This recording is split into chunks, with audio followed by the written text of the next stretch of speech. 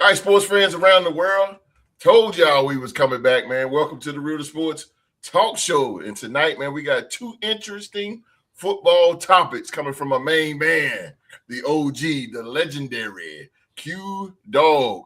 And we will find out who is the king of the predictions for Week 15. And at the end of the show, we have an NFL trivia showdown here. As the Real Sports NFL trivia champion, QDogg, he'll be facing the NBA trivia champion, Rockstar Rock, man, with the NFL title only on the line, man. But the question is, can the dog become the longest reigning NFL trivia champion, or can Rockstar Rock dethrone the champ and finally become the undisputed trivia champion? The only way to find out, ladies and gentlemen, is to tune in right here, ladies and gentlemen, on the Real Sports Talk Show. I can't accept the loss, I'm hard-headed. There's a little bit of madness to my method. Many falling off that fine line that I'm treading. I risk anything to be great, and I'm not letting nobody rob me of my victory. Number one, that's what I'm meant to be. By any means, only thing that makes sense to me. I can make nice or make history. I got that dog in me, yeah. Turn me up, big energy, got the crowd going nuts. I got that dog in me, yeah. Any up, I take on anyone. I don't need a one-on-one. I got that dog in me, yeah. I'm talking all bite, no bark. I could rip your squad apart. I got that dog in me, yeah. Any up, I take on anyone. I don't need a one-on-one. I got that dog in me, yeah. I'm talking all bite, no bark. I could rip your squad apart. I got that dog in me. So what's up? Yeah. So what's up? I told her move over. Enough of that mediocre. I've been the man since cruising around in the stroller. I got ice in my veins like a cut in Minnesota. Why not show you how I'm built? Come a little closer. A lot of heart, been smart, aura gotta glow. We can restart, give head start, still get the same result. I'm about mine. Don't you get it confused? I'ma win again. Yeah, that's all that I do. I got that dog in me, yeah. Turn me up, big energy, got the crowd going nuts. I got that dog in me. All right, man, we thank you guys so much for being here with us on this Saturday night, wherever in the world you are watching us right now, man. We are the Real Sports Podcast. And again, this is your favorite sports podcast on YouTube, man. And in the YouTube sports community, man. This is the Real Sports Talk Show. And here, ladies and gentlemen, we talk about the hottest news is going on in the sports world today, man. We play head-to-head trivia, and we have some of the best discussions you can possibly have right here on the Real Sports Talk Show, man. And go check out all our sponsors out. All their links is in the description box below. Live chat is off the chain right now, as we can see. Holy hell. Thank everybody for watching us live right now. It is off the chain. I see it. Good God almighty. Oh, man. Hey, ladies and gentlemen, I am sitting here. I want why everybody in the live chat. I am sitting here again with the creme de la creme of sports podcast panels right here. They are the creme de la creme. And that means in French, that means best of the best, ladies and gentlemen, of all, right, sitting right here in front of me, ladies and gentlemen. They are my brothers. They are some of the best sports minds that I personally know myself, ladies and gentlemen. They are the future Emmy award-winning Real Sports Podcast panel. Yes, sir. And, hey, this man here got his own podcast over on YouTube as well. He does all Vikings content, ladies and gentlemen. If you are a Minnesota Viking fan and you want this nonstop action, this man come to you every single day. He's live, giving you the facts, the opinions, the stats, the analysis, everything you want purple and gold. And speaking of purple and gold, that's what his show is called. Purple and Gold Bars, ladies and gentlemen. He is the Canadian Latino Heat representing the Minnesota Vikings. Stand up and tell him his name is Supreme. What's going on, chat? What's going on, everybody? Thank you so much for having some patience with us tonight while we got a little bit of a late start here. We absolutely appreciate you guys tuning in to one of the best sports shows on YouTube. Way better than you're going to find on ESPN. Way better than FS1. Excellent roundtable discussion, expert analysis, and some wild personalities and trash talk, guys. The real Canadian Latino heat, guys. Let's go, orale. My man, baby. Oh, Canada. I'm not gonna even go there because I don't even know the words, bro. I ain't gonna even do that, man. Live chat is off the chain. I'm gonna get to y'all in just a second, ladies and gentlemen. Hey, Saxonville is here, and let me tell you something, man. The Jacksonville Jaguars is red hot right now, bro. I gotta give them boys they props, man. Also, for real, them boys is rolling. They 13 last year. Word, bro. They 10-4 right now, killing it, bro. Yeah. They are killing it, man. Saxonville is in the building. Duval County, stand up, ladies and gentlemen. And if you don't like it, and if you don't like it, just deal with it. Representing the Jacksonville AFC South leading Jacksonville Jaguars, ladies and gentlemen. He is Rockstar Rock in the building. How y'all doing? My Jags got a tough game tomorrow against the AFC leading Denver Broncos. So, just hoping we go out, put a good product on the field, put some good tape out, and hopefully, we may see them down the line sometime in the playoffs. But let's go Jags. Yeah, I'm with y'all, man. Let's go Jags, baby. I like the Jaguars, man. I like the Jaguars. I like how they playing. They playing solid ball, bro. They are playing solid. That's what's up. I got the OG, last but not least. He's the OG residing in Winston-Salem, North Carolina. That's his stomping ground. Yes, sir. 6'3", 215 maybe. 215 solid. Too hot to handle, too cold to hold. Armani suits and Rolexes and Stacey Adams is his closet. You got to go check him out. The man is cool. He is our moderator for the night. He is representing the mighty Minnesota Vikings, ladies and gentlemen. He is the NBA trivia champion. He is the legendary QDogg. Right. Yes, sir. Thank you, Ho, for that prestigious introduction. I'm glad y'all are here to tune in today. I know a lot of y'all been out there Christmas shopping and you're tired. Just give them a couple good your time, and we promise we won't disappoint. We got a couple good topics that I'll be the narrator that I present to the podcast today. I got some distinguished guests that's coming in. One that's always coming in every week. That's my girl, Sharia Saret. Thank you, baby, for tuning in and all the things that you do. We appreciate it. But I got to have this introduction right here.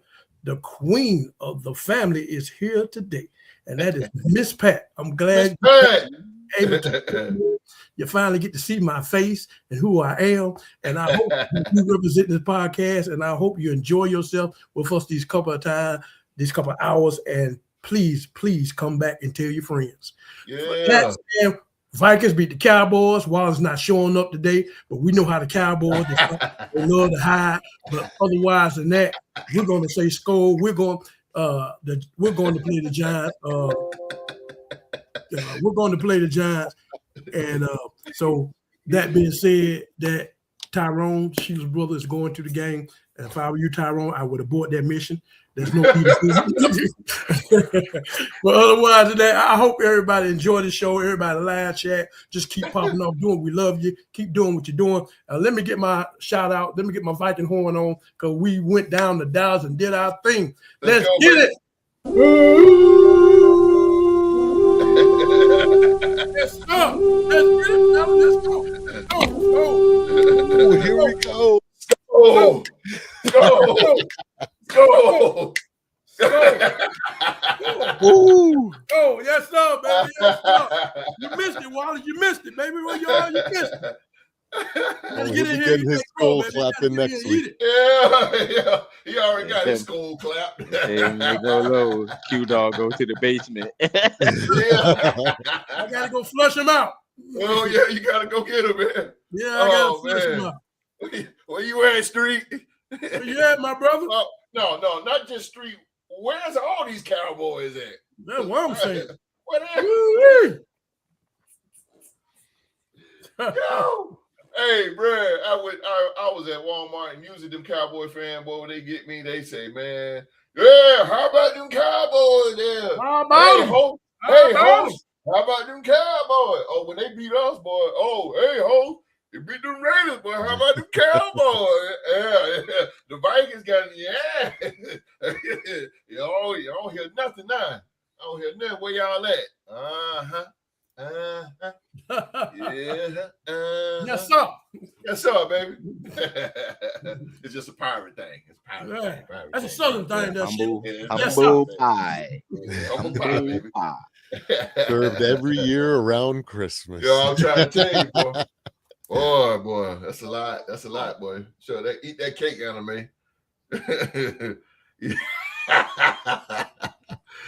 Oh man, thank you guys again for watching. Lord have mercy. This is what we do here on this show. This show is crazy. You can go left field, you can go right field, center field, home plate, first, second, third, and short. It go all the way around, man. But again, thank you guys for watching. Miss Pat, shout out to Miss Pat. Sheila Dupree's mother. Miss Pat. Tyrone. Big Ty. That is a brother, Sheila Dupree. And Rita. Miss Rita is the sister. All Sheila Dupree family up in here. I got all my sisters and me up in here. Up in here, man. Up in here. Let the dog come back. But let's go to the live chat real quick. There he is. Man, it's my dude right there, Delton Vincent, man. That's my dude right there. He there every week, baby. He said, I'm once in a lifetime like the Haley's Comet. I bring it to my Medina like that Prophet Muhammad. Okay. Rocky knows there's something about that. Yeah. Talking about Prophet Muhammad. Yeah. Spell Prophet wrong. Yeah. Know there's something about that. Yes. Thank you, Miss Dupree's in the building. Rams got screwed. The refs, though. Oh boy, that was a messed up call. If it ain't nothing, it's always something though. I was telling Mark, I believe. I said, man, it's all every year you're gonna get a busted call. I don't care what game it is. Mostly Kansas City, but you get a busted up call there. Rams should have won Thursday night by 1 point. Yeah. It's a lot of scrutiny. Every year, man. Roll Tide full of pride, baby. Yeah, we got the job done. Oklahoma wasn't gonna beat us twice. I gotta get out to Philly G. Philly G called that one. I got y'all beating Indy though. Oh God, please. Please. Bruh. I was just telling Q, man. I said, look, man. Indy played what? 2 teams? Oregon and Ohio State. That's the only teams that they played. That's the only team they played, bro. But look at that conference, though. I mean, look at that conference. It's trash. Yeah. But man, but you know what though, Rock? I was just telling Q. I said, man, Indiana, they well coached though. They are good. Yeah. They are fucking good, bro. But the boys, it's gonna be a task, bro. Y'all coach then got a team to the chip when nobody thought he could. Right. He didn't got a team there, Washington with Michael Penix. So that's very true. But y'all got a defense. Y'all got a defense. Yeah, but we got Butterfingers as wide receivers. Oh, can't catch. Nah, bro. Bernard was doing his thing last night. Yeah. And your boy run the ball, Jam Miller. Yeah, my dude, man. God, man, we beat Indiana, man. You talking about? I don't even care if we win that championship. We beat Indiana. I'm okay with that. I'm gonna tell you, I got a lot of respect for them boys. They are for good, loss, man. Trust me, it's a neutral site game. They good, bro. They ain't like scary good. They ain't scary good, but they good. Mendoza's nice. Why he asked that? I know, right? Who asked that? Like, I don't know. This is the realest one. You get all kind of stuff here, bro. I mean, I know, but I ain't about to Frozen North, hey, purple people. Let's go. What's up, Skull, my brother? There you go. Skull. What's up, my purple people? Alabama is a matchup nightmare to Indiana. Very true, bro. Very true. I hope we get it done, Delton. I hope we get it done, bruh. Oh my God, that'll take us to the national championship. I want Georgia in the national championship, bruh. Oh, I want Georgia so bad. Ohio State is good too, though. I give them their props too. You know what I want though. You know, for Christmas, I want us to play the Dallas Cowboys every game next season. Easy route to the Super Bowl, right? Easy route. How about them Cowboys? It'll never happen, but we can wish. We can wish.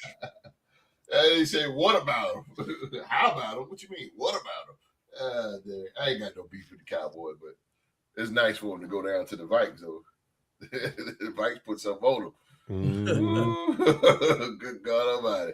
Oh, ladies and gentlemen, I ain't gonna go off topic here, man. Hey, this is my night off. God dang. Again, man, shout out to Miss Pat, Tyrone, Big Ty, and Miss Rita. Thank y'all for watching. I know y'all watching right now. Y'all don't have to comment or whatever, but just know that you know that I know that I'm watching you, and you watching me. There you go. There you go. Well, ladies and gentlemen, turn it over to our moderator for the night, ladies and gentlemen. He is, again, the one and only legendary QDogg. What you got for us tonight, Q? What's going on, people? Yes, I'm the moderator today, and I got two good distinguished questions for the podcast panel. My brothers on the podcast panel, those who are watching in the live chat, for you to comment on. And so here we go. First thing I want to touch on is the roughing the passer rule. For those who don't know what roughing the passer is, if you touch the quarterback in a certain way or distinguish his progress in any kind of way, that's a penalty, and that's a 15-yard penalty. I'm gonna start back, and far as those who like Sharita and those who don't really know nothing about football, we're gonna talk about the quarterback and the definition of a quarterback.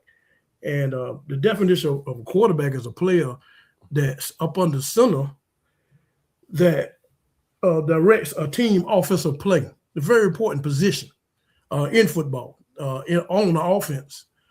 This has been a very important position from the beginning of time, since they started football. So this position has been made history to the point where it was a position that wasn't allowed to African Americans because they felt like we wasn't intelligent enough. Thanks to time and players like Doug Williams that won the Super Bowl, we have gotten beyond that. And so just to go to say back in the 70s and 80s, this rule wasn't implemented, roughing the passer. I've been watching football since I've been 9 years old. I'm 58 years old, just turned 58 Monday. And I seen the changes. Happy birthday, baby! Yeah, skull. So I've been watching the changes of football. And the player, the quarterback is a position. To me, I understand the importance of it, but it's the same. I mean, they're being treated just like any other player on that offensive side of the ball. From what I used to see back in the day, a lot of quarterbacks back then, they took a beating. Mm-hmm. They took a beating. The licks was coming to them. It was up to the offensive line to protect them, and if they didn't protect them, then they had what it came coming towards them. The quarterbacks are a lot tougher. They wouldn't get paid a whole lot of money as they do now when they come out of the draft. They're making millions. You know what I'm saying? Just on potential, and that's to me. That's a entirely thing that has changed. As we fast forward today, with the quarterbacks, and a lot of quarterbacks, there still is an important position, getting paid a lot of money.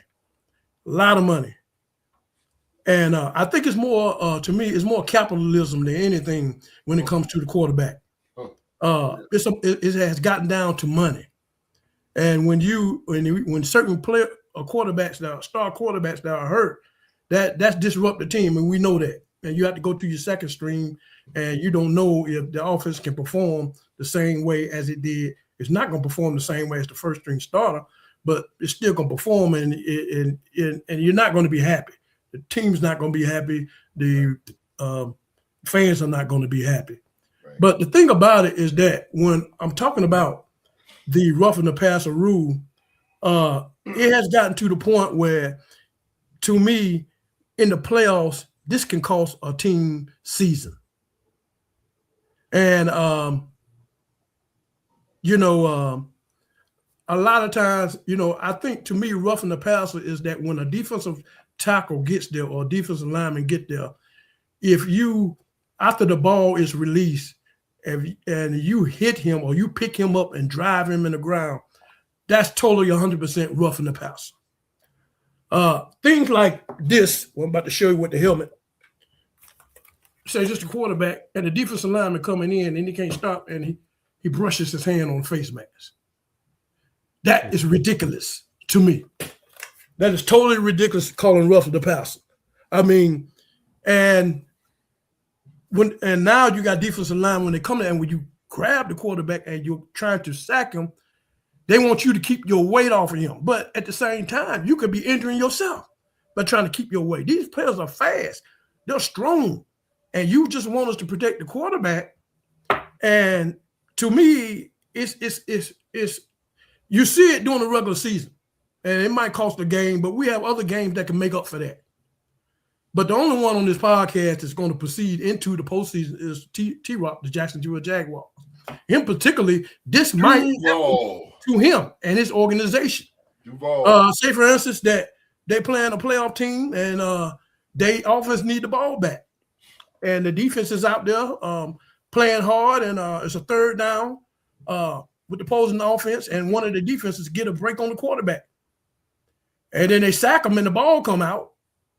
And then they go a flag for roughing the passer. That takes out the morale and partially punches a hole in them, and it deflates them, and the team keeps the ball, and they end up winning the game, and they end up losing their season behind a dumb call. So the question I want to ask today, host, you can put it up. Yes, sir. And I'm asking you, my fellow podcast members, do you think the NFL ruling committee should consider changing the roughing the passer rule in 2026? I'm going to start off with my fellow brother, Supreme Minnesota Viking. Yeah, this is a bit of a nuanced question because you touch base on a bunch of different areas, right? Like if you look at it on a business perspective from the NFL standpoint, you get a star quarterback go down, that loses revenue for the team, for the NFL. So like I understand what they're trying to do on a business standpoint, but at the same time, the product in the field is suffering. When these quarterbacks aren't held to that standard of having that toughness, that grit to be able to fight through, make throws while getting hit. Remember back in the 90s and the early 2000s, there was guys, Big Ben, as he's getting smoked, he's still delivering the ball. You know what I mean? It was a skill set that just doesn't really exist. And then if you look at divisions like the Chiefs, AFC South, right? Or AFC West. And so AFC West, right? So when you look at divisions like that, those guys, when you got a guy like Patrick Mahomes that they're trying to make the face of the league,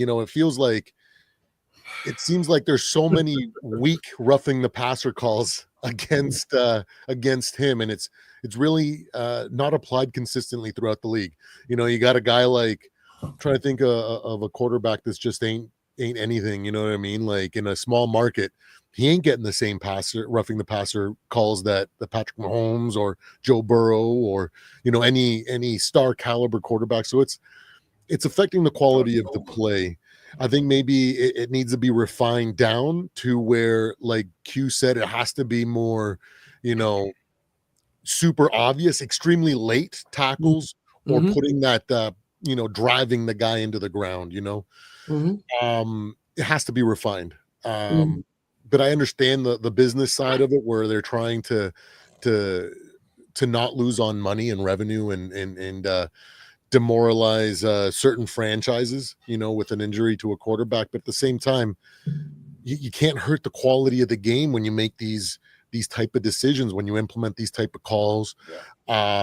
Extra, just in general, things what they do with the what you can and can't review, like all these things, right? Just affects the quality, affects what the product looks. And I think that they definitely need to reconsider how it's taught to the refs, how it needs to be called, as well as refined to extremely specific situations. These, Mhm. like you said, when the hand just grazes the helmet, like, bro, come on. You know Yeah. what I mean? Sometimes you sneeze on these guys too late after they've thrown the ball, and Yeah. it's like, hey, you hit 15, Yeah. you're gonna give them Great. COVID. You know what I mean? Like, it's ridiculous. It's absolutely ridiculous. So I agree. All right. Okay. All right, Kareem. Well said. Well said. Rockstar Rock. Your team is the only team in this panel that's going to move forward into the playoffs, and this very well rule could affect your season. From going from 0-13, I think you said last year or something like that. We was 4-13 4 last and season. 13. Okay, 4 and Yeah. 13. And now you're 10-4. You're headed toward the playoffs and you're gonna be playing some of these top gun teams. How do you feel about this rule roughing the passer, especially some of these star quarters that you're gonna be facing in the playoffs as you make them run toward the Super Bowl?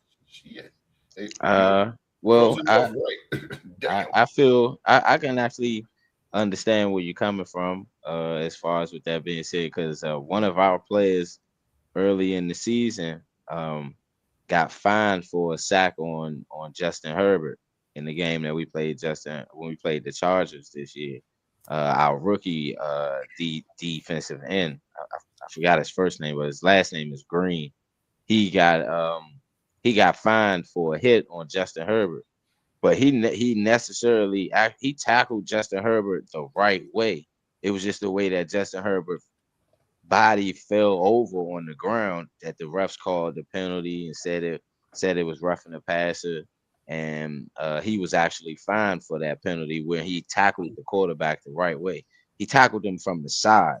He never hit Justin Herbert up high or in his chin area, anything of that nature, for it to be roughing the passer. So I understand exactly where you're coming from with that scenario, because it played out that way in a regular season game. But I'll bet we won the game. The result didn't change that play didn't change the result of the game. We was fortunate enough to win the game, but I do understand playoff time, different situation. You make that call, you ruin a whole team's success, of what they built from off season, going through the trials and tribulations of having a 3-game losing streak to going to having a 5-game winning streak. Those type of situations, it lingers in a athlete's mind that a call was the main reason that we wasn't able to advance, or at least given a shot to advance and things of that nature. So the one thing I would change about the roughing the passer penalty is the actual penalty yardage. If I was the NFL, I would change it from a 15-yard penalty to a 10-yard penalty, because that 15 yards, that's a little excessive. And I will also even go another route and change the pass interference. In college, they don't go by a spot foul in the pass interference. It's a 15-yard penalty. We got some teams getting caught pass interference, and the guy get caught on the 1-yard line, and they be on their own 50, they be on their own 35. They didn't got a 75-yard penalty and didn't have to do no work. That's true. You understand what I'm saying? And that'll wreck a team's whole psyche, whole game plan, everything. You now go from, now I can't run the ball to create more opportunities and balance in the game, to where so now I got to pass every down to necessarily keep the scoreboard, or try to get back into the game. So it can change a lot with that. But if if I was to want to change, I would want it to be changed from a 15-yard penalty to a 10-yard penalty. You know, at least given that if it's a scenario in that case where QDogg stated, if you do get a defensive roughing the passer, you're not looking to give up 15 yards.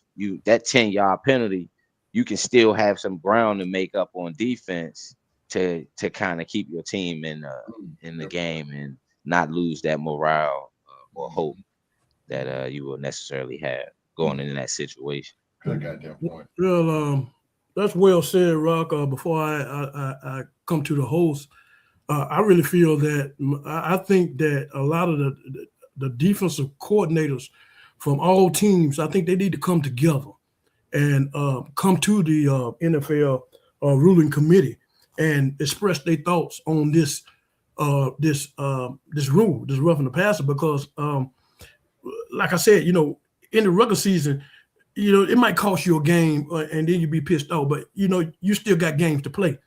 But this kind of calling cannot happen in the playoff. It cannot happen because you're costing a team season, not because of the way the players play. It's just because of the ref making this call, and now the whole team is deflated. All the work you put in, like you say, from spring training to you know what I'm saying, training camp and the regular season, the whole nine, it's all wiped out. You know, just behind somebody's call.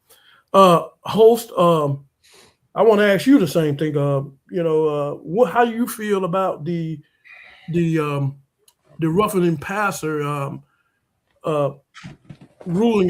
Your team has really have experienced the bad blunt of this call, and so it cost y'all a Super Bowl, going to a Super Bowl, and I think that, and I was in the playoff time at that time, so it's really explaining my point. Mm-hmm. That this ruling is very, very, very, very detrimental to a team. So how do you feel as far as do you think the NFL ruling committee should consider changing the roughing the passer call in 2026? Oh, absolutely. And it needs to be a whole new set of eyes. And I think that we said this with Supreme's thing when I was saying about the UFL, what the NFL should consider is having a super challenge, have a guy up in the box, not that son of a bitch from New York. I'm talking about the guy that's going to actually have eyes and see if it's roughing the passer. The NFL, Brother Q, and great topic, by the way. What needs to happen with the NFL, man? They really need to figure out, and the referees need to too. And then maybe they need to go to psychological classes or something like that, because they got to know when it's intentional and when it's not intentional. Mm-hmm. And, you know, when a quarterback gets smacked from anywhere up here, then that's pretty much intentional. But sometimes, even when you got a wide receiver come across the middle and he get whacked in the head, that's personal foul. But what is at that time and at that particular second, what is the defender supposed to do?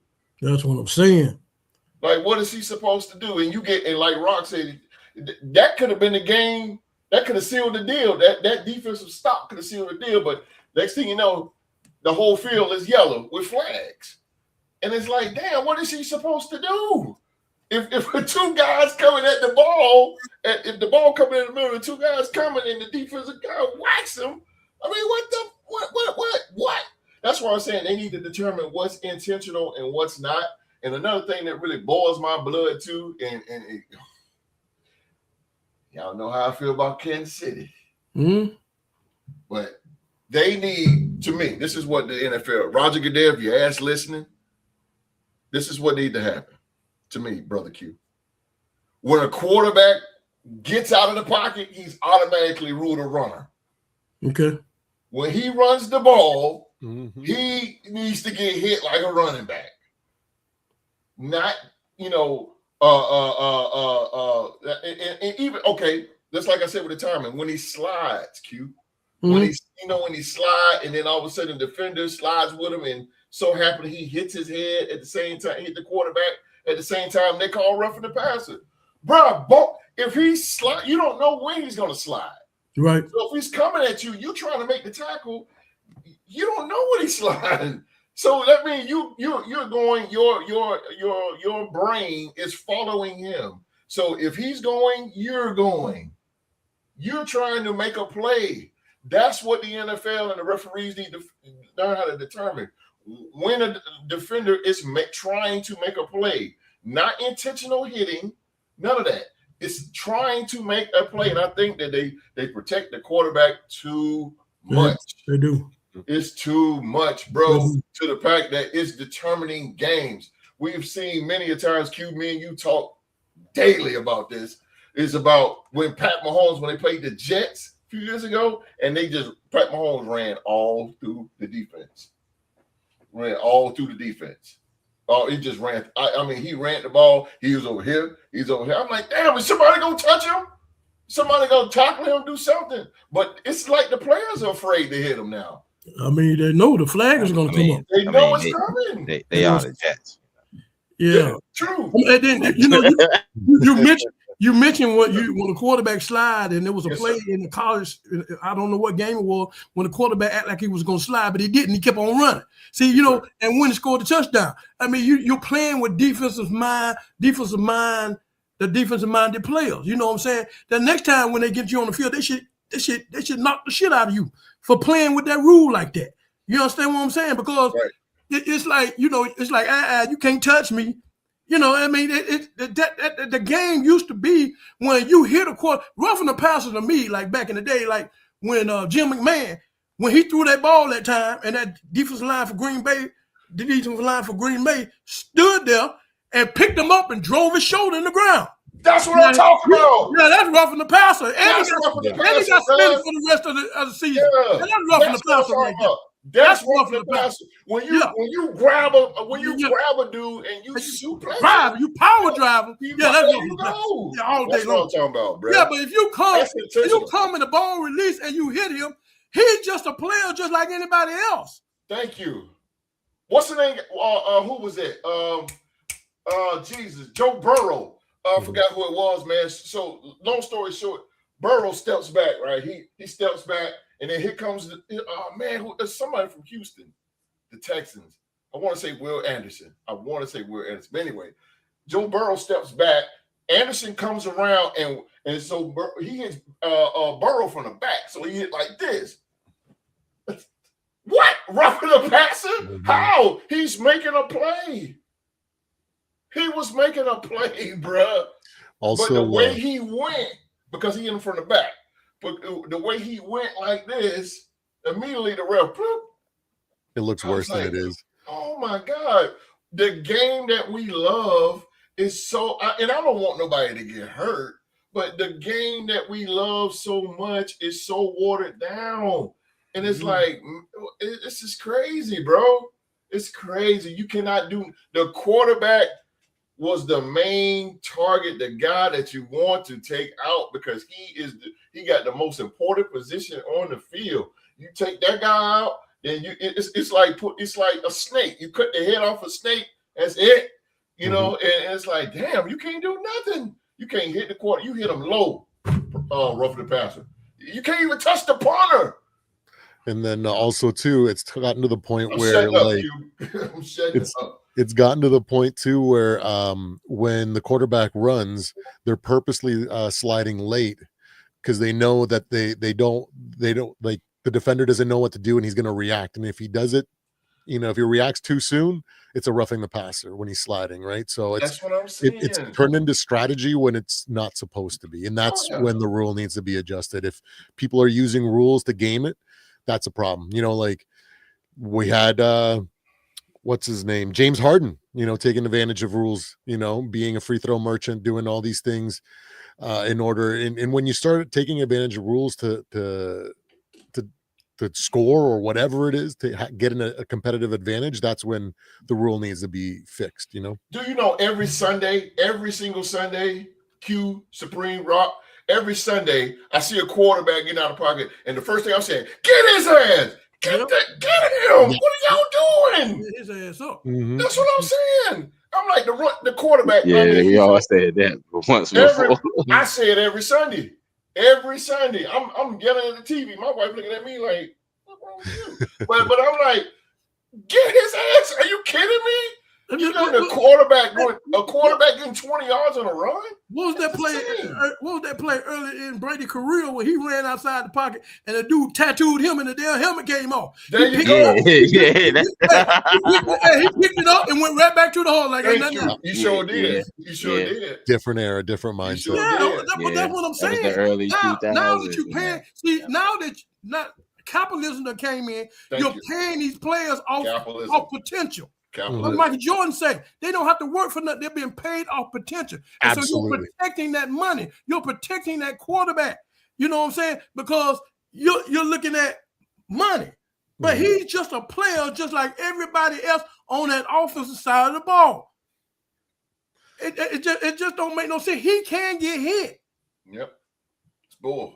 Yeah, I mean, this forward, the arm moving forward and all that, bull crap. Only certain quarterbacks get that call on demand. Like I can, but you can watch Bryce Young. That's why I'm telling you that. And Michael Penix play against each other, and the defenses be tearing them up before you hit. They'll probably get one roughing the passer call throughout the whole game between if Michael Penix is the quarterback and Bryce Young is the quarterback, or if it's one of them low tier quarterbacks. They don't call it consistent. Nothing. Exactly. They don't. I will say that it depends on who the quarterback is. But that's what you're going to have to face when you get that call. That's what you're going to have to face when you go into these playoffs. Yeah. You're gonna get that, you know what I'm saying? That's what you're going to have to face. That's scary. I'll match up already.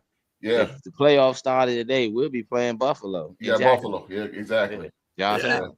And you know good and well they ain't gonna want Josh Allen knocked out no game. Yeah. But the thing about Josh Allen is he's just one of those guys that I know if it was he wouldn't mind. He wouldn't want that. No, he likes that. He likes that. Yeah, he wants that big though. He can handle it. He's John Elway. That's how John Elway was back in the day. He'd have still thrived back then. Josh Allen. Absolutely. Yeah, he would have. He would have. Oh my! He would have won multiple championships in the '80s. Yeah, he would have won. He'd have. Oh God, yeah.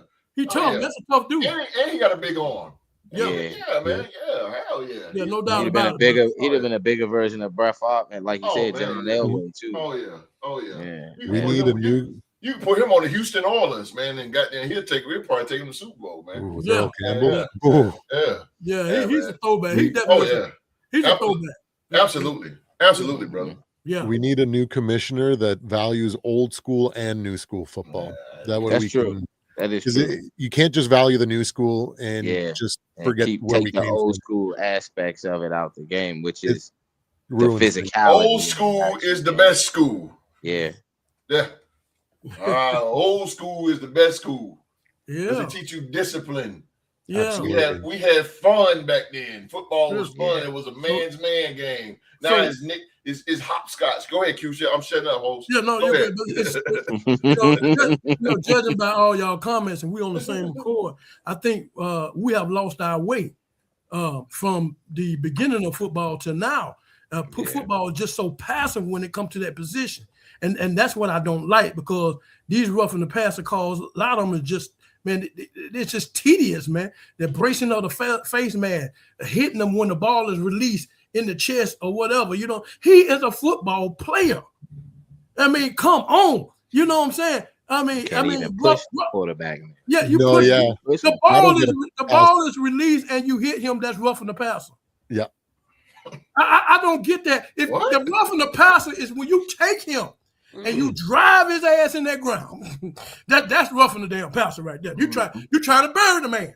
That's what you're trying to do, and that's a no-no. Mm-hmm. That deserves a suspension and everything. Mm-hmm. But how's the defensive lineman? What are you trying? Now you want me to keep my weight off of? Lord have mercy! How can you do that? I got to going full speed with all the power. I got to grab the man, shift on to the side. So I can get messed up and him get. I can't fall on him. What? That doesn't make no sense. That self-preservation is the first nature of law. How am I going to protect his ass and then mess myself up? You got to protect myself, right? What's up, Sees McCall? Sees McCall says because too much money invested in one position. Very, very true. Right. Yeah, appreciate you, Sees. Appreciate your comment, bro. From the beginning, not doing nothing. John Stover Seems like they're trying to eventually make it. John That Stover. makes me laugh because it's so true. Yeah, it's so true, bro. John Stover, that's why you the live chat MVP, bro. You are Yeah, so they're gonna make a flag They for all it. trying to true, make it bro. flag football. It's gonna get there. Happy It's Saturday. true. Happy Saturday. What's going on with you? Happy Saturday. What's going on? Because Hit ain't that that's what they subscribe trying to button, do y'all. in the Hit that Olympics? subscribe button. They trying to take NFL players to play in the flag football for the Olympics. Oh my Just have real Oh, football. God, Terrible. Get him, Q. Oh my God. Hey man, let me tell you something. Let me tell you something You real might quick, want to put a y'all. bag of sugar in their drawers. Oh man, come on, man. This is terrible. Hey, I never heard that. Oh my God, man. I never heard that one before. Oh, bro. I'm telling you, man. What a game, boy. I tell you, I bro. tell you, man. To a fairy dust. Physical, man. We want Everybody ought to take that Hall of Fame jacket and just light them up, put them in a pile and burn them up. Football, man, they disrespecting the Hall of Fame legacy by doing some crap like that. Yeah, man, it's crazy. Oh my God, It's crazy. Roger Goodell, boy, you something else, bro. Vince Lombardi is rolling his. Oh man, Vince Lombardi, Oh, what's going on out there? Tackling move is rolling in his grave right now. Oh, I passed this shit down to this dummy. What? Look at the game, bro. The game is terrible. There's so many highlights where the quarterback stays in the pocket, waits. He knows he's going to get smoked. That's right. And he Look down, delivers a barrel gun, freaking dart, even as he's getting hit. Right. And it goes for like a massive gain. And Yeah, just that skill set is gone. And it's a shame because quarterbacks used to be different. It started when Brady Brady got hurt. You're right about the Supreme. Because quarterback, you had that back. You had to be able to look down the barrel of a gun. Yeah. Mhm. You had to. That means when that defensive player coming at, can you deliver that ball, knowing he's gonna get tattooed? Yeah. That's what I'm saying. And that ain't gonna do nothing but give you respect. Everybody on that team gonna respect you. Everybody in that locker, every fan seeing it, bro, they're gonna have much respect for you for looking down the barrel of that gun. Look, all of our teams, the Vikings, y'all had the Purple People Eaters. Rock, y'all had Saxonville. We had the Soul Patrol. And Lord knows we were notorious back in the day, but we wouldn't even last. But it's just we all had great defenses. And defenses, I mean, our defenses back then, Saxonville's still going on, but our defenses back then would not survive, bro. You know, they ain't got no yellow flags for y'all. I'm telling you, it be raining flags, bro. They ain't got no yellow flags, man. It be raining flags. Oh my God. Yeah. It's crazy, man. It's crazy. And ladies and gentlemen, we're not savages or just barbarians. Jack Tatum would have been ejected every game. Absolutely. He played in this time. Jack Tatum, he'd have been ejected every game. Yeah, he played in this era. George Atkinson too. They had to tell him he gotta go home, cuz you can't play in this game. You got to go, man. You got to go. That's why we were the convicts. But we don't want anybody to get hurt, ladies and gentlemen. We're not saying that football should be this barbaric where, bloodshed and everybody, on a stretcher every 5 minutes. We're not saying that. But these are men that's 300, 400 pounds. These are the best athletes in the world competing against each other, and we pay our money to see it. But we ain't seeing it. We want to see competitive football. And we're not seeing it these days. But don't it make you that's what make you question their conditioning and if they really are bench pressing the amount of weight that they say that they bench press. Because if you getting all of these little ticky-tack calls, how much actual work are they putting in of strengthening and conditioning their bodies when they know that they can get away? I think Supreme talked about that last week. Yeah, we did. We were talking about the injuries and whatnot. About that. Yep. How is there so many injuries? It's because they're not really strengthening and conditioning themselves. Yeah. If the league's being watered down, how much muscle do you really gotta put? How much muscle mass do I really gotta put on to go out for a full season? Get your ass out that club, leave the Hennessy bottles alone and the Ciroc and all that good shit and get in that gym. Shut down that podcast. But the greats from back in the day used to do exactly what you just said, host, and go out there and hoop.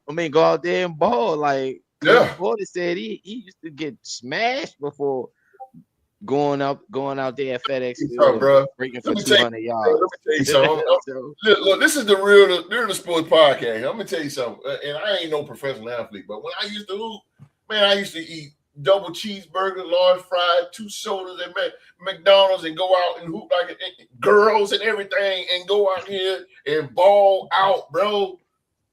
Why? Because I had the passion for it. Yeah, that's what we talked about last week. These guys ain't got passion. All they about is the dollar bill, bro. They got the bread before the it's the dollar bill. That's all they about. But I want to get paid. I'm playing street hoops even when I was in high school. Man, our game started at 7 o'clock. High school game started at 7 o'clock. See, I'm with a girl about 5. You know what I'm saying? I'm running. I ain't stay too far from my high school, so I'm running, trying to catch that bus. To go with a away game, you can't miss that bus because you ain't gonna play. Coaching gonna let you play. No, yeah. I'll get in that bus. I'm on. I'm good. I'm hyped. I'm psyched. But what I'm saying is the passion, man. It's the passion, bro. But to go back, man, because Q, you better go somewhere with this because I talk all night long, bro. But yeah, the passion. I mean, the roughing the passion. Woo! Boy, you touched on something. Yeah, I really feel, all y'all have gave good valid point that we don't approve of certain roughing the passer calls, and this could be detrimental for a playoff team. And I really feel there's nothing going to be done until we get a new commissioner, like Supreme say, or we can either get every defensive coordinator in the league, all 32 defensive coordinators band together and go to the NFL ruling committee, which happens around March or something like that, and they look over the different rules and changes and stuff and implement how it's affecting their team and how it's affecting them defensive coaching. Yeah. And I think that's a battle they'll probably lose because they want to protect the quarterback. Okay. Because they put the bag in his pocket from day one, millions of dollars.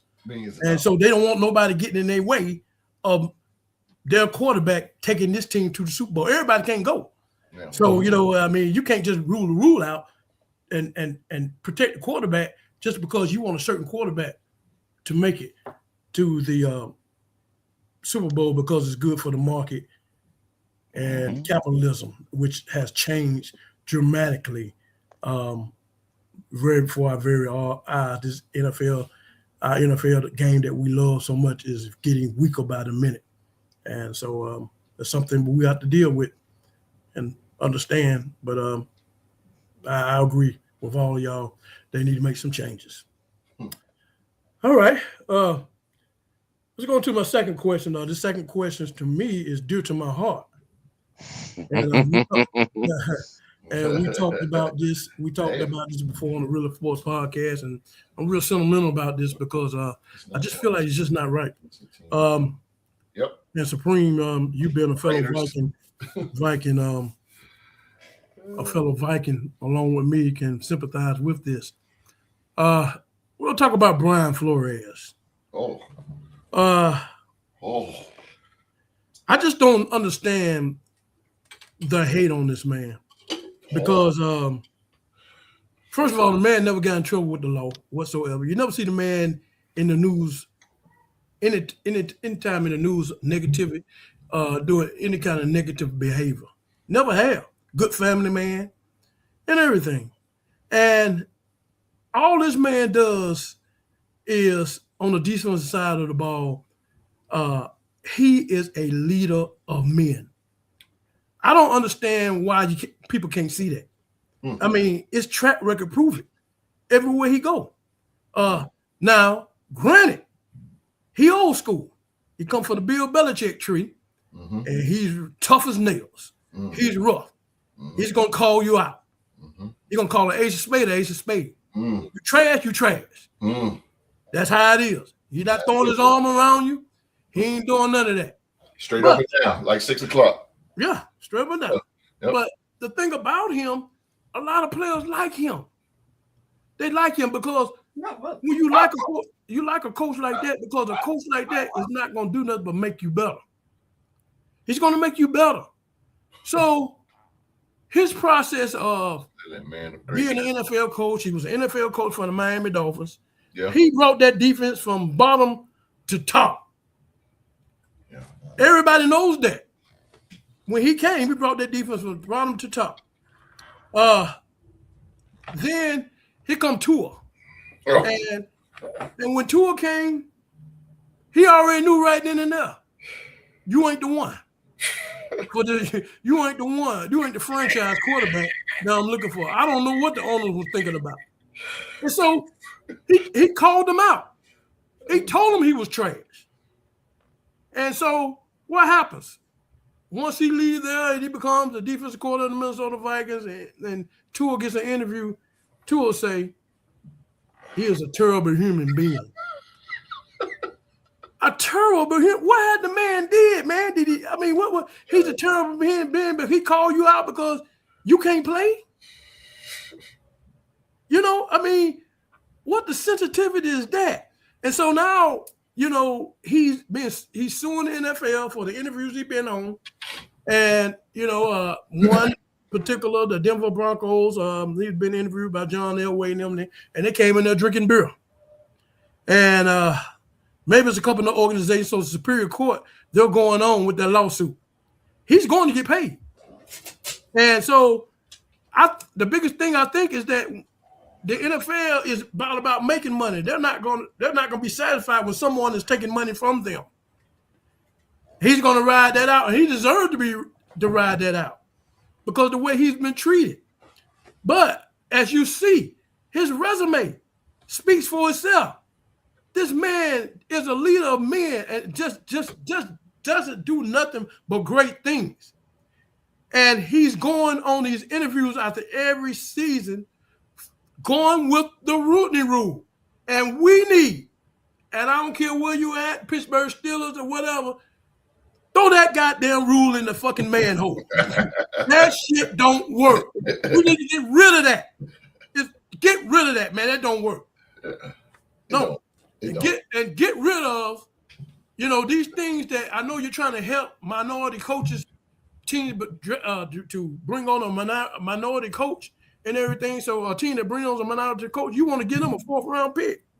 Give them a 1st round pick, man. What a 4th round pick. I mean, and then, you know, Brian Flores, man, is a good man. He's a good man. And I see it because he's playing he's a defensive coordinator in our organization. And I would hate to lose him, but I would like for him to get a coaching job. But the man goes, after every season, he goes on these interviews because of the Rooney Rule that they have to interview at least one African-American candidate. And he's qualified way more than a lot of these candidates coming in. I mean, they just now coming off being an offensive coordinator for the first year, and the team did well, and they interviewing and getting the jobs. This man has proven his resume is stacked. He's a winner everywhere he goes as a defensive coordinator. So my question to y'all, you can put it up, host. Yes, sir. What has to happen for the Minnesota Viking defensive coordinator, Brian Flores, to get another head coaching job in the NFL? And I'm going to start off with my fellow Viking, Supreme. Ooh, yeah, I got to hit with Supreme. Well, you know, this is a really interesting situation, right? Because we got that the lawsuit still going on. And in the words of the great George Carlin, right? You don't have to have a conspiracy, a formal conspiracy in place because when mutual interests converge, you know what I mean? They know what's best for each other. These guys have the same country club memberships. They went to the same schools. They're part of upper class society. They know what's best for each other. And when they don't need to be like, oh, we're just going to blackball them. There's going to be some formal conspiracy. We're not going to let them have it. They just know the NFL doesn't like them. And we're not going to go against the NFL because they have so much control in what our franchise can be and what we can and can't get away with. So they just tote the line, you know, and the NFL doesn't like them. And so I think that's a massive factor. You know what I mean? They take advantage of the Rooney Rule, and they know that they're just doing it just to appease the NFL. And I think that's it's a terrible situation. I think he's a great coach. And to answer the question, I think what needs to happen is for him to win a Super Bowl with the Minnesota Vikings. Honestly, unless you prove that kind of quality of coaching, you're not going to convince an organization to go against the status quo. And right now, they're more willing to just not shake the boat and go with the status quo and keep them from taking over as a head coach somewhere. Even these small markets, the small markets are probably even more afraid of hiring him because they know that could totally tank their whole team, and they might have to relocate or they might have to sell.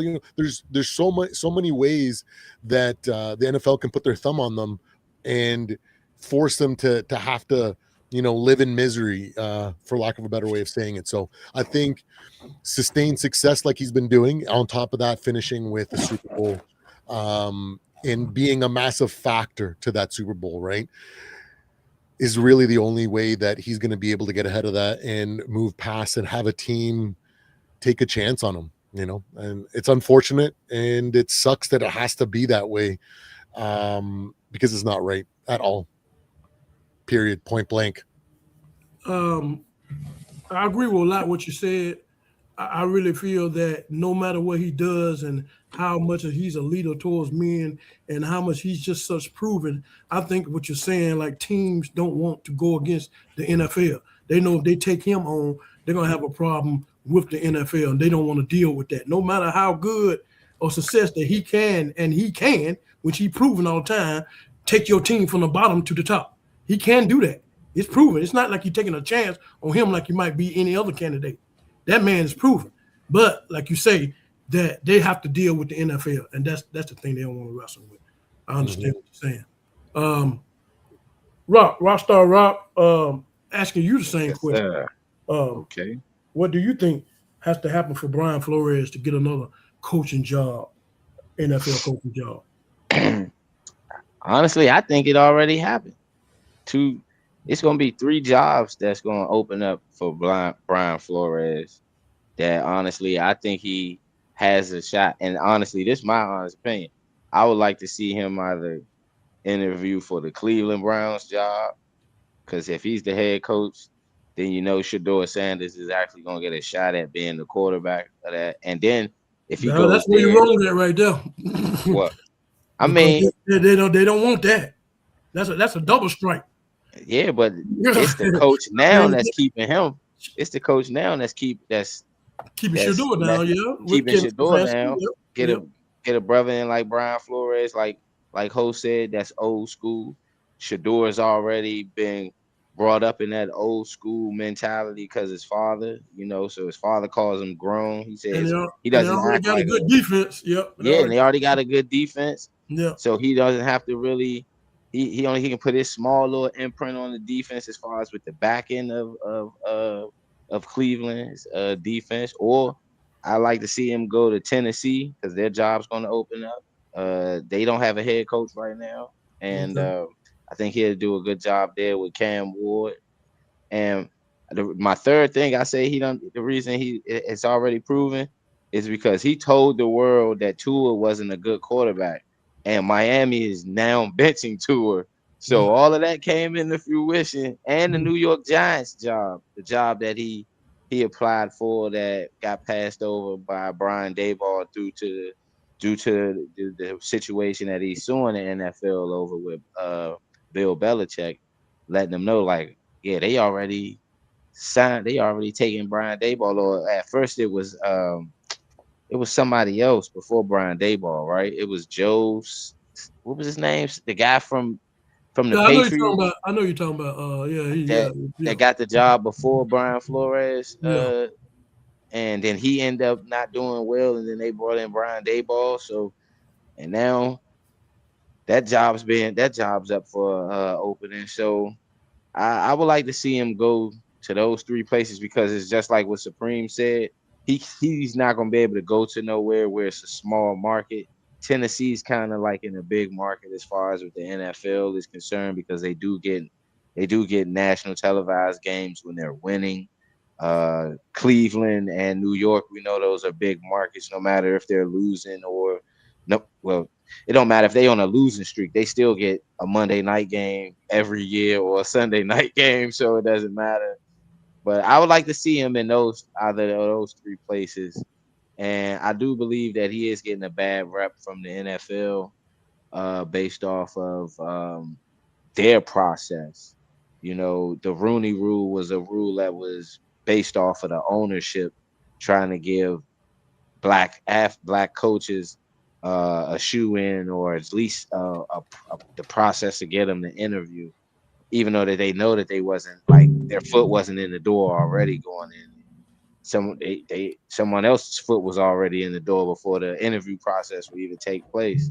So I do agree with that. They do need to axe the Rooney Rule and give every African American or Black American coach the decent shot to interview for a head coaching job, or at least a job on the staff of any 32 franchises. And he's due for one. Miami did well when he was their head coach. They only had one decent season since he's gone. Since Mike McDaniel's been there, Daniel, I believe. I get him and the other guy from Seattle names mixed up a little bit. But yeah, the guy who looks like he's from Miami Vice, their head coach, he hasn't had a good season since like his first year there in Miami. And since then they known for being sorry in cold weather. When Brian Flores was coaching Miami, they was at least competitive in cold weather. Mm-hmm. You know, I think one year they almost beat Buffalo in Buffalo, and he was the head coach of that team. So, you know, I believe he deserves a shot. And, you know, it's like what some of the people in the chat are saying. He's going against the Shield, and the Shield is trying to do whatever they can to keep him beyond beyond approach. You can say, if you want to put it that way. Okay, all right, that's good points. Yeah, I agree with you on that. It's the teams. I think they want to give him a shot, but it's just that the NFL that you got to deal with the backlash. It'll be all about Flores with the reporters, you know, finally getting a shot back in the NFL. So they'll be questioning him about that. So it's a lot of publicity that a team has to deal with when you're talking about Flores. So it's just not just hiring him, it's just the stuff that comes with him. I understand that. Host, last but not least, how do you feel? What has to happen for Brian Flores for him to get another coaching job in the NFL? What's going to have to happen, Brother Q, is a team is going to have to just have some balls. Not the Al Davis, do you?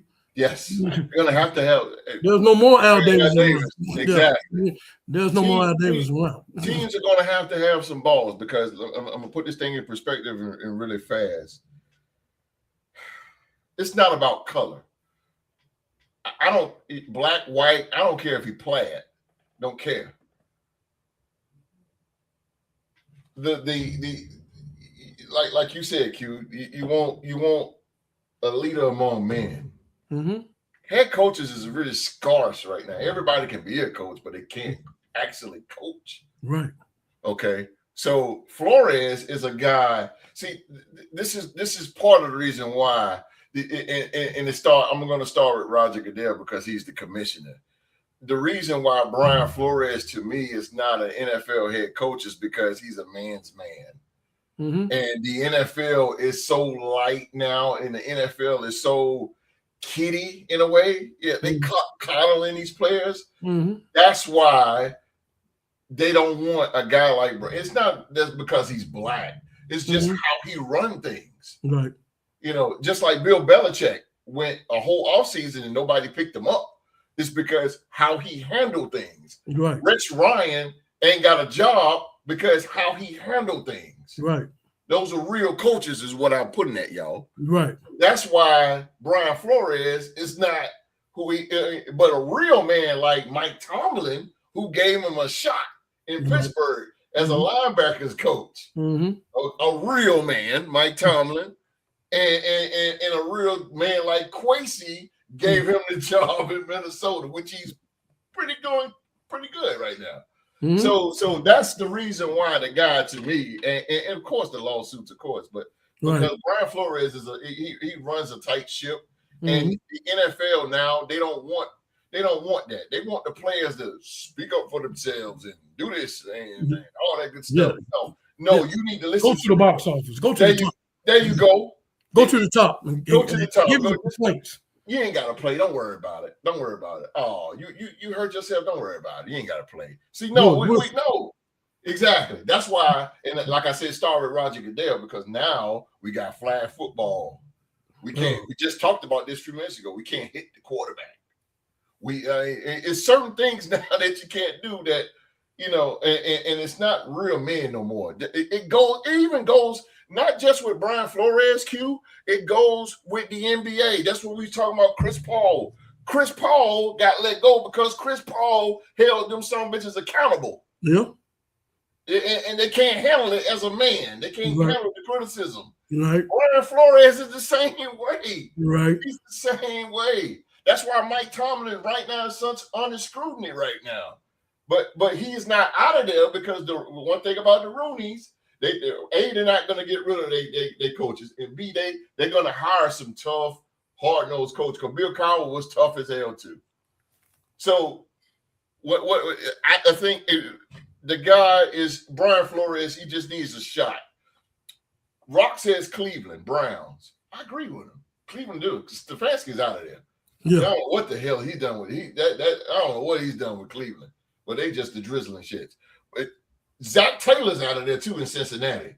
He don't know it, but I think he's gone. He's through. I didn't even think about that, host. Yeah, Zach Taylor's gone. It's a wrap. He gone. It's a wrap. And Jesus. Oh, my mind went blank. Good God. If Aaron Glenn don't get his stuff together, he's gonna be out of there. You know what I'm saying? You got rid of Wilkes, but that ain't gonna make a difference. Okay. So, but what I'm saying is Brian Flores, man, and I say he deserves a head coaching job, because those are the coaches that you like. Those are the coaches. Look at it's the NFL, y'all. They just like who they like. That's why John Gruden is not longer coaching for the Raiders anymore, because John Gruden holds players accountable. John Gruden runs a tight ship. All of a sudden, Roger Goodell gets these magical emails, and now John Gruden, he didn't get fired, ladies and gentlemen. He resigned. He resigned.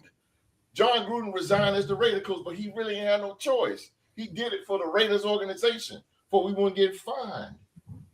But one thing I can say about John Gruden, man, can't nobody get on that whiteboard just like better than he can. Yes, sir. He can't nobody. He can throw up some plays. He knows his shit, man. You talk about somebody who knows his shit. Exactly. He knows it. He knows it, brother. Yeah.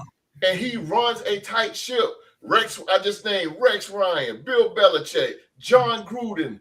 Those guys right there hold players accountable. That's the reason why I go with the Raiders. We're not as successful now because Pete Carroll liked to play with players. Pete Carroll ain't a coach. He ain't a coach like that. Pete Carroll is a nice guy. That's not going to work in the NFL, bro. You got to hold these players accountable. Brian Flores, guy can do it. For sure. Here's a Hail Mary situation where he might get a job. Mike Tomlin retires and the Roonies give him a chance. Why not? You know what I mean? That's a possibility, but a lot has to happen for that to go down. So look what he's doing with Minnesota. Quasi might decide to say O'Connor. Get rid of O'Connor. You might have to get rid of you and bring. He might bring Flores up that way. Flores up. He is too old, bruh. He is too old. But to close it, don't put a button on this. Excuse me. Look what Brian Flores has done with Minnesota. In the past 2 years, Minnesota was what, 25th, 26th? Look at them now. They're rolling on dubs, bro. He brought Van Ginkel in. Look, that's another guy. Van Ginkel followed him from Miami. Van Ginkel was one of the guys that stood up and said, listen, I don't care what you say about this man. I'm going to roll with this man regardless. That's loyalty, bro. That's loyalty. And look what Van Ginkel is. He been a breakout star since he been in Minnesota, bro. Yeah. The Minnesota Vikings, I don't give a shit what nobody says. Flores not using his talent. Exactly. Look what he did with Danielle Hunter. Danielle Hunter led the league in sacks. Nobody don't even know who Danielle Hunter. I damn sure didn't. I didn't know who Danielle Hunter was. And look what he did. Look what he did, bro. That's what I'm saying. The work that he done in where he went with the Dolphins. And no, he wasn't successful with the Dolphins. I know somebody out there, he didn't win a Super Bowl with them. Who gives a shit? I'm talking about how he turned the mindset around in these teams. Look what the linebacker coach for the Pittsburgh Steelers. Pittsburgh had one of the stingiest defense a few years ago. Now look at Minnesota. Minnesota, man. The Jokers won 14 games last year. They went 7-10 because Justin Jefferson went there, and they still was okay. Then they won a division with Kevin O'Connell. I mean, come on, look what he's doing with the defense, who was terrible. The Vikings defense was not good at all until he came. Look at the work he's doing. Stop looking at the skin color of the man's skin and look at what he can do. Give him a shot. Give him one shot. God damn it. I don't understand it. You keep going through these coordinators, and they keep failing. Brian Daboll went from Buffalo to the Giants. Nothing. You know what I'm saying? He get nothing. Stop being a coordinator. Let's get some hard-nosed guys in there that's going to make these guys accountable for themselves. Real men. And that's something that's lacking today, not just in football, but in life. Real men. Preach. Yeah, well said, gentlemen. I appreciate y'all comments about these two subjects. And I appreciate the live chat for chatting in. And I enjoyed everything that y'all said and everybody in the podcast said. And this was very enjoyable. My bad, bro. I was a little long-winded, but you're okay. You're okay. Two interesting topics. Yeah, boy.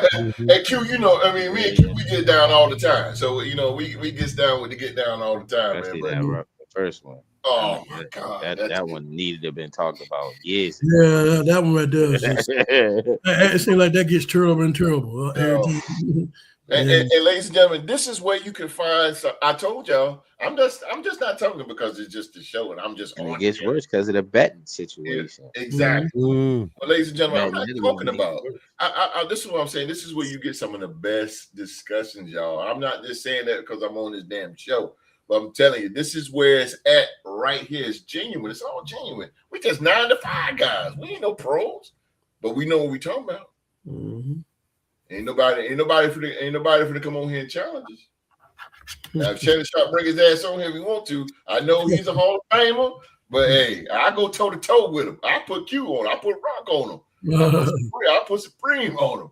I let these dogs eat, baby. Yes, sir. But again, man, we appreciate the legendary QDogg, man, with great topics, man. Great topics, man. I tell you. It's always a pleasure, man, to pick that man's mind right there when it comes to football. Because boy, we talk, man, just about every day, man. And before the games, I don't bother him when it comes to Vikings on. Because let me tell you something, you're not gonna get in touch with Q when it comes to the Vikings on. He is no avail. No avail. Don't even call him. Don't do none of that. He ain't texting. He ain't doing nothing. That man could be way across town in the Vikings on. He doing 80 and a 40 trying to go. Yes, sir. Great topics, man. Great topics. And you guys too, man. Supreme and Rock, man. Oh, I just love you. I love when y'all talk, bro. I love it. I'm a big fan. I love it, man, because it's good to get different perspective. Live chat. We appreciate y'all, man. We appreciate y'all live chat, man. Goddamn. C's McCall, man, and Frozen North, and who else is up in here? John Stover, if he's still up in here, man. Like all y'all, man. Y'all part of the show. You guys are part of the show. You guys make this thing go down, and we appreciate y'all. We appreciate y'all, man. I love football talk and stuff and all that good stuff. All right, let's get on down to the where I'm at here. Prediction. Yeah. I didn't get a chance to pull the game. We're gonna flow through it real quick. I like this group. Good thoughtful minds, man. Appreciate you. Yeah, man. We appreciate you too, man. Yeah, appreciate you. And these dudes do it every week. These three guys right here. I take them anywhere. I take them to Fox. We take on Jimmy and Howie and Terry and Michael Strahan. We take them on, baby. Take them on. But let's get down to the nitty gritty here, man. We're gonna reveal who's the winner of. Here we go, spring.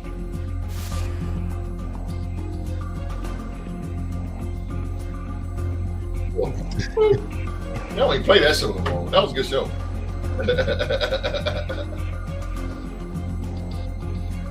Ladies and gentlemen, the winner. The picks is in. These three gentlemen. I just didn't get them up on I didn't get time to get them up on the board. But ladies and gentlemen, the winner of week 15 is.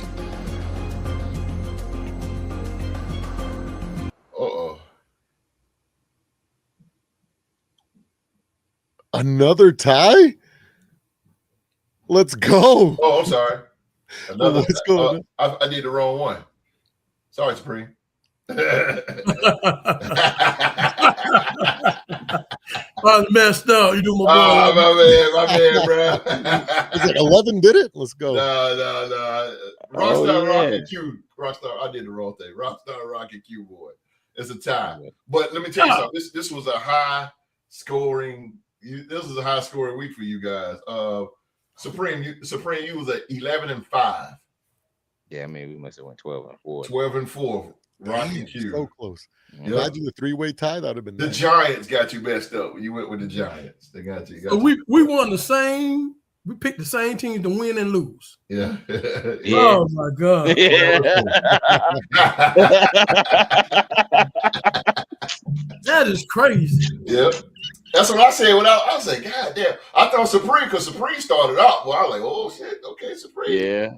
Ready for the get this. Dude, it came not bad. Now I gotta knock them out later on. See, y'all been trying to be nice now. So now I gotta knock them out. So I ain't gonna do Rock like that. Rock came on your heels, boy. Rockstar. I said, damn. Hey, Rock I can't make this even. I can't make that an even fight. I gotta go. I just looked at the games and said, "Hey, man, some of these things gonna be one-sided." Yeah. But wow. Supreme was right there. But yeah, Supreme started out. I was like, oh shit.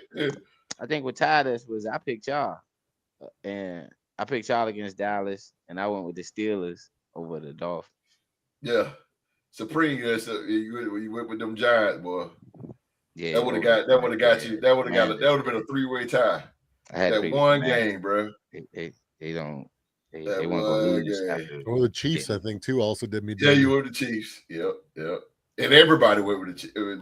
Yeah, I did too. I thought they was funny and shit for that one. Did the Giants play last week? Commanders. Oh yeah, that's great. They almost came back and beat the Commanders too. Almost, man. So, all right, Kings of it. You guys still here? Hold on. You guys still in the live? Y'all still hold on, man. We at the end of the show. We got the end of the show, and it is a trivia time.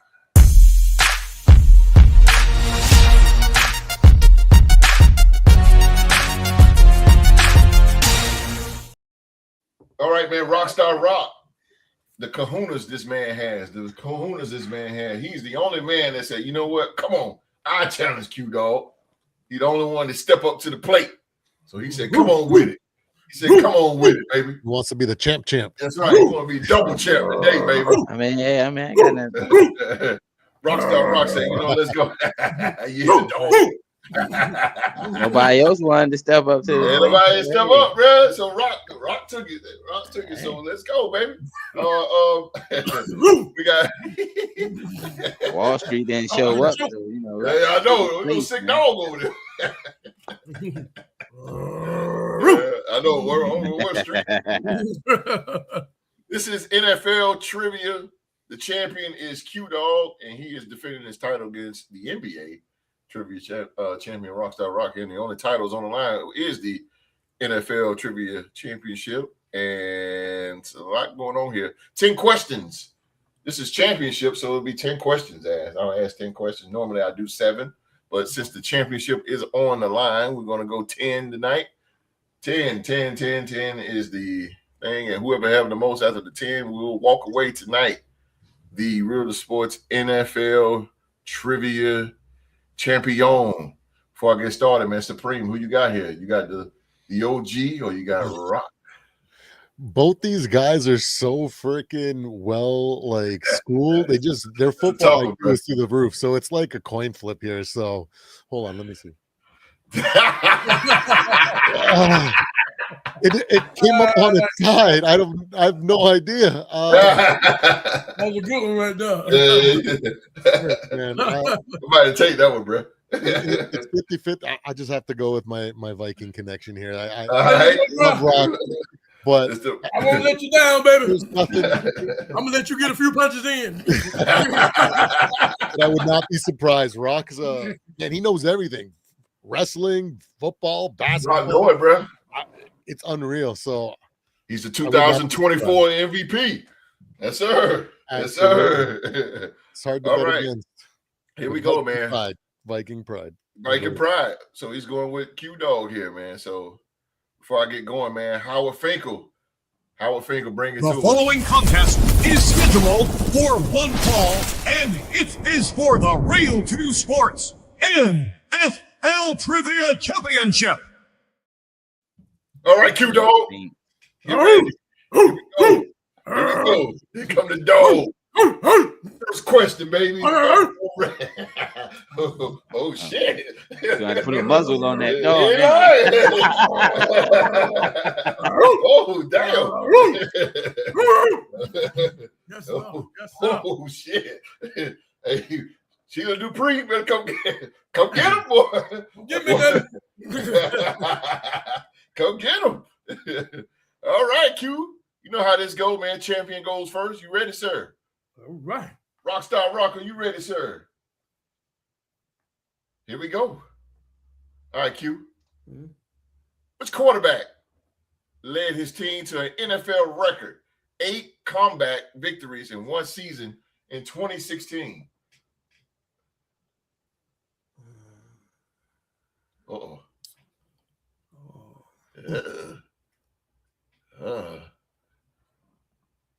I'm gonna go with Matt Stafford.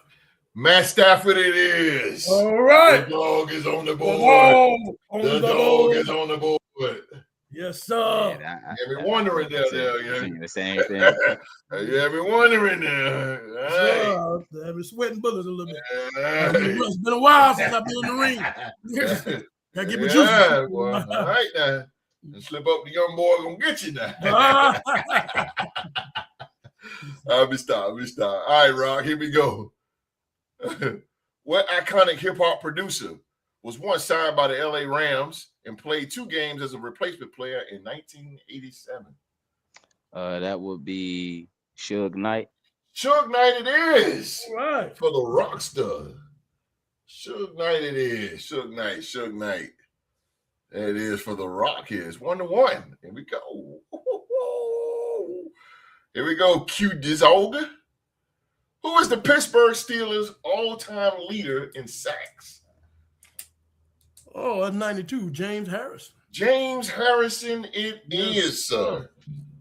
James Harrison it is. Good God Almighty. Going back and forth here. I might have to pause for a commercial break. Damn. All right. Here we go.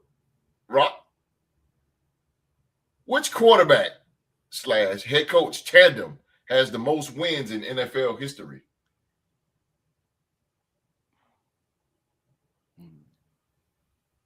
Okay. I'm going to go quarterback head coach tandem has the most wins in NFL history. I want to say I'm going to go Brady and Belichick. Brady and Okay. Belichick, it is. Oh, things are getting interesting around here. I think they beat Don Shula and somebody else, right? Don Shula and come on, Marino, I think. There you go. Okay. Yeah. There you go. There you go, fellas. There you go. All right, Q. That's a good question. Yeah. Who holds the career record for most touchdowns scored with 8 in Super Bowls? I think that'd be the great Jerry Rice. Jerry is his name. That's right. Yep. Jerry is his name, the greatest of all time. Oh, this is anybody a gonna heavyweight miss? fight here, boy. This is a heavyweight That was fight here, against boy. Cincinnati and San Diego. There you go. He went with us, but you know how that go. But anyway. Oh man, brown rice. I miss brown rice. Oh God. Oh well. All right, Rock, here we go. What team had a historic 32-point playoff comeback to beat the Houston Oilers 41-38 in a 1990? That would be the Buffalo Bills with Frank Wright. Buffalo Bills. Buffalo Bills. Frank Wright. That is true. I remember that game. Oh, did I? Oh God. I remember that. Yes, sir. That's NFL was on NBC back then. Yeah, I remember. Oh God, yeah. I remember that comeback. Hell yeah, Frank Wright. All right, QDogg. Number 7. How long is an overtime period of an NFL game? That's 10 minutes. 10 minutes. These guys is rolling on dubs. 10 minutes. 10 minutes. 10 minutes. Take a break here right quick. The score right now is 4-3, right? 4-3 Q. Jesus. All right, Rock, here we go. What quarterback threw at least one touchdown pass in 54 consecutive games?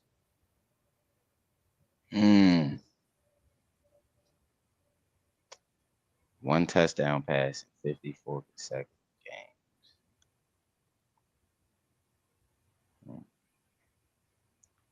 games. I'm trying to figure out here. It's between two people. All right, I'm gonna go with Phillip Rivers. No. Okay. Q? What quarterback threw at least one touchdown pass in 54 consecutive games? This truly have to be a quarterback with longevity. I'm gonna go with the great Drew Brees. Drew. Yeah. Down in New Orleans. Down in New Orleans, baby. Who that nation? Who that nation? Who took over with Phillip? Yep. New Orleans, Drew Brees. All right, Rock, let's get these two, baby. Let's get these two.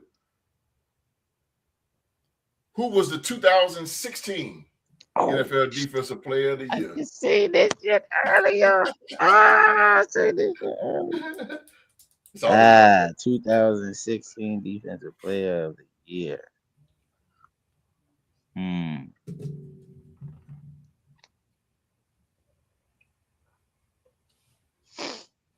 me think now. That year, 2016. Okay. All right. I'm gonna go with JJ Watt. No. Okay. Close. Q? That would be number 52, the great Khalil Mack. Khalil Mack, baby. Oh, what 2016 was our year, bro? Yeah. That was our best year. Woo! Come on, Rock. Let's get this thing. Richard Sherman because they went to the Super Bowl that year, but yeah, I forgot Khalil. I do believe that was Khalil Mack breakout. Yep. Rock. Hear this thing, Rock. What player stripped Leon Lett in the fourth quarter? Oh, that was Don Beebe. There you go. Don Beebe. It is. Don Beebe, it is. I think I lost 7-4. Well, That's 6. Oh, okay, 6'4". 6'4". You hung in there, but Yeah. you hung in Man, there. hey, I He ain't hung get in there. destroyed. Yeah, he did. Hey, that's all No, right. he did. You No, hung in he there. did. I told myself I'm gonna try to get 4. If I can get 4, I'm gonna be all right. Yeah. Get 4 or 5. Yeah. You hung in there, Rock. Hey, since it's over, I ain't gonna lie to you, but I was like, oh shit. Hey, them first, yeah. I said, he got that rock for the do the impossible. Hey, I stepped up to the plate where You did, man. nobody wanted to. You did, bro. I appreciate my outing. I'm not mad. I think, like man. You know what? Let's do this. Since this was so good, let's run it back. Let's run it back next week. What you think, Supreme? I like that idea. Yeah, let's run it back. Let's run it back. What you think, Rob? Are you down? Hey, I'm hosting the show next week, right? Oh, you damn right you are. You the moderator. We'll see, man. We'll see. The hosting, the hosting capabilities may, maybe too overwhelming. Oh, come on, you can do it. You can do it. You was only 2 away. Yeah, I don't mind. Hey, Let's go. Let's go. Let's go. Get in that ring, baby. Don't do it to yourself. I ain't gonna be like D-Ray. Don't be like D-Rec, bro. Don't be like D-Rec. No, don't do that shit. We'll run it back next week. That was damn good. That was damn good. I was in the Yeah, that was good, man. Bring about 4 mouthpieces with you when you get in there. The dog.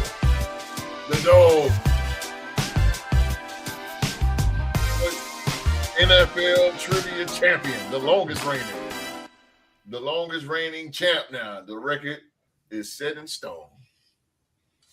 Philly G, what's up, bro? Philly G.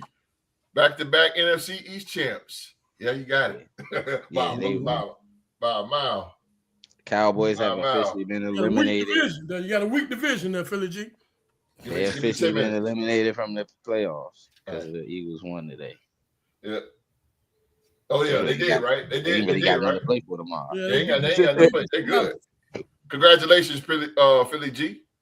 We parted like it's 04. And that's something that's hard to do in the NFC East, and they haven't had a back-to-back winner, so that's good. Yes, that's good. Yeah. You beat the shit out of my Raiders on the way. I'll tell you that. 31 to Jack. Salute though, they the champs. You supposed to kill us. You got to do what you got to do, bro. That's what's up. Respect to the Eagles, man. Respect to the Eagles. Woo!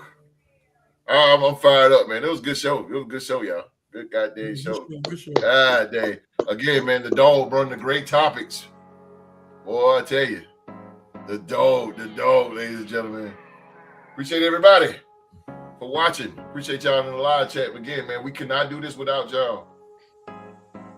Could not do this without you. Ain't gonna get this on Shannon Sharp show. You ain't gonna get this. That's true. You're not gonna get it. You're not gonna get it at all. You're just gonna get Ocho. That's it. That's all you're gonna get. Ocho's the man. He carries that show, bro. Right. Ocho, exactly. I love Ocho though. Everybody love Ocho, bro. Ocho and there's only 3 things that are freaking dog. That's all you're gonna see is Ocho and Dog. Exactly. Oh man, thank you, brother. Frozen North. Thank you, Frozen North. Thank you, man. Thank you for all your comments, man. Hey, you're part of the show. You may not be on here, but you're part of the show. Thank y'all. We thank y'all, man. After today's talk, I think there are now 4 things that are certain or guaranteed. Death, taxes, 85 always going to be open, and Brian Flores may never get a head coaching job. Bro.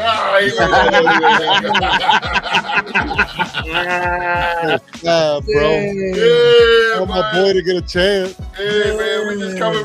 Hey, that's reality, bro. Hey, man. Do it, man. My brother just get defense coordinator forever. That's all right. Yeah, that's all he's gonna be.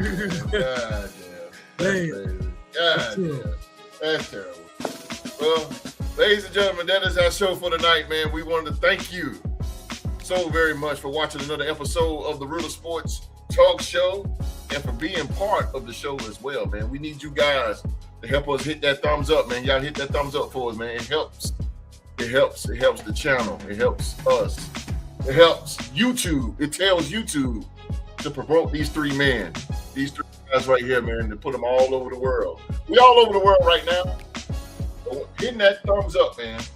You give YouTube the power to put QDogg, Rockstar Rock, and Supreme all over the world even more. 5 times, man. Let these men get heard. Do us a favor, man. Hit that like button. Hit that like button for us, man. And if you're new to the channel, man, hit that subscribe button, turn on that bell for all notifications. It lets you know every single time the Real to Sports podcast go live. And also, man, don't forget to check out Supreme, man. If you're a Vikings fan, man, I'm trying to tell you, go check out Supreme Purple and Gold, just like it's spelled right there on his name. Purple and Gold Bars Podcast over on YouTube. Go check my man out. He's going to give it to you straight, hardcore facts. Go check him out, man. Go check him out, man. Support that brother right there. We all support Supreme, no doubt. Ladies and gentlemen, thank you guys again for being here with us on this Saturday night. And we're going to get on out of here with the moderator himself. All right. We just want to thank y'all for tuning in tonight. We had 2 great topics that the podcast enjoyed and gave good comment. Also, the people in live chat, like the host say, that y'all are very implemental and supportive of this podcast, and we like to hear from y'all too. Thanks for my baby Sheila Surrett for coming in, and also thanks the queen of that family, Miss Pat. Miss Pat. She is fine. She is fine as wine. I can't wait to meet her. But I hope you enjoyed the Miss Pat, and I hope that you can come back next week and join us again. You're welcome. Our door is always welcome to you. And those out there, tell your friends they want good NFL Live comments and stuff. Just join. We're a big family. We stretch our arms out. We hug everybody comes in, baby. And so we just want to thank y'all for tuning in tonight. And I hope each and every one of you that listen to this show have a very, very, very Merry Christmas. Merry Christmas. Merry Christmas. Man, Merry Christmas. QDogg and the Jim. Merry Christmas. Merry Christmas. Merry Christmas. It'll burn it back. Merry Christmas. Ho, ho, ho.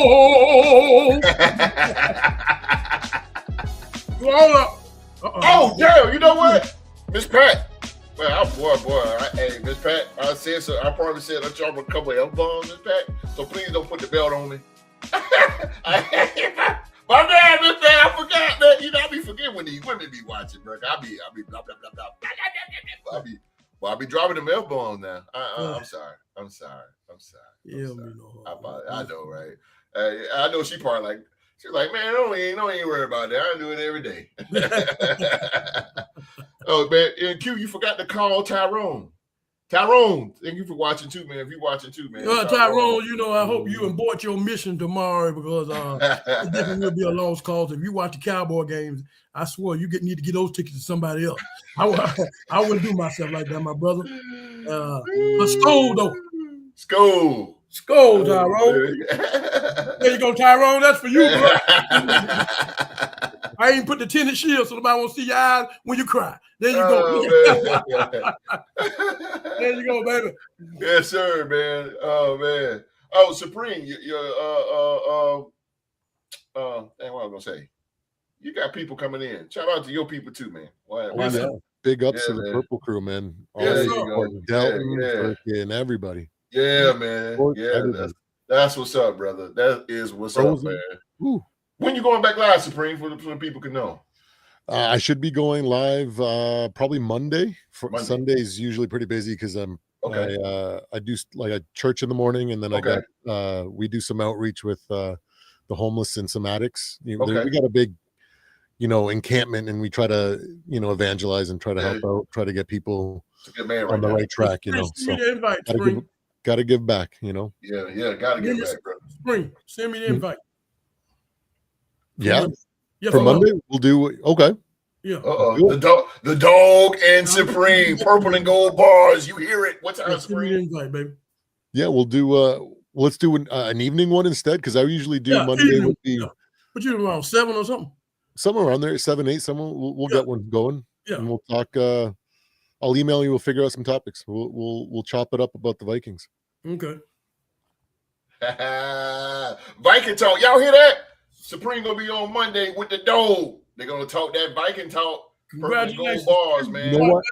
I want to pick your brain about upcoming draft because that is an area that I am not. I ain't got but one name. I ain't got but one name for you right now. I'm glad you said that. Oh, goddamn. No. Jeremiah Love, but I ain't gonna hold it back. Oh, damn. Jeremiah Love, number 4 for Notre Dame. Got to have him. That's the only thing I'm gonna tell you, baby. Oh, shit. Got to have him. That offense will be off the charts if we can get him. Hey, that dude Gotta right have there. him. That dude right there. The Vikings needed J Love in order to Look, J Love. Look, let me tell Jeremiah you, Love. that guy right there is a Viking drafting guru, bro. I I swear. am your Mel Kiper, baby. He is the Mel Kiper of Vikings. Everything he And said, your sniper. everything he said, bro, it came to fruition. Yes, sir. He wanted Jordan Addison. He said, I got to have Jordan Addison. Boom, Jordan Addison come to Vikings. I got to have Brian Flores. Brian Flores is right there. I said, what the fuck? Hey, bro, you see any sight for me? Can you see something for me? What happened when you're in the press box eating the big shrimps up there in the press box? Let's go. Well, you keep on, boy. They gonna send you some tickets for Minneapolis, boy. You gonna be out there blowing that horn before the game. Man, he need his 10%, man. He need his 10%. Tell him to give you your royalties, Q. I'm putting a case out on Wallace. I know you out there. I will find you. Street. I will find you, Wallace. Vikings. I got hounds after you. You cannot hide. I promise you, Wallace. You will have to eat this crow. I got all kinds of sauces waiting on you. No matter of fact, you don't get no sauce. You blew that opportunity. You got to eat those raw dog. You going straight down. You get no sauce. I had A1, 57, A1, all that. You don't get no sauce. You going down straight naked. Let Let me get the wings naked. I got it for you, Wallace. I got it for you. And I told you. Let me get the wings naked, baby. And the wings stop, boy. You don't get no lemon pepper. When you come in, Wallace, everybody know you're gonna have to give that skull check. So get your hands ready, grease them up good, get right. You're gonna skull, baby. You're gonna skull. Trust me, you're gonna skull. Let's go. That's right. He just got injured in the Bears game. Yeah, that's crazy, bro. That's crazy. You gotta love this show, y'all. Y'all tell them gonna give us the Emmy. I take it. But we're gonna get out of here, man. Adam Malik Willis. We be back in the building. Me and the 2025 Real Sports Podcast MVP. Let's go, Mark. Me and Mark. We'll be back, man. We'll be back over Yogi. week for weeks. We go over all the games for week 16. Me and Mark. And we might even have a little college football news and a little UFL news, man. It depends on what Mark got for us. So we'll have it'll be me and the MVP on the Real Sports Power Hour Tuesday night at 7 p.m. live right here on YouTube, man. If you guys can make it, if you guys can't make it back Tuesday, then that's fine, man, because we will be back next Saturday, the Real Sports Talk Show, and it will be, again, podcast panel month. And then this time we'll have great topics. We had great topics from Supreme. We had great topics from the Dog. And next Saturday, we're going to have topics from Rockstar Rock. Rockstar Rock is going to bring that heat to us, man. So we're going to see what Rockstar Rock got in store for us next week, and a rematch for the NFL Trivia title. It's going to be the Dog putting his title on one more time against Rockstar Rock. So we got a hell of a show for y'all next Saturday. Rockstar Rock, he already told me some of this stuff, and there's some good stuff coming, ladies and gentlemen. So, ladies and gentlemen, on behalf of myself, Supreme, Rockstar Rock, and the moderator of the day, QDogg, ladies and gentlemen. It's winter time, so everybody bundle up and stay warm. But most importantly, everybody around the world that's watching, please be safe and stay safe. And that, soldiers, is in order.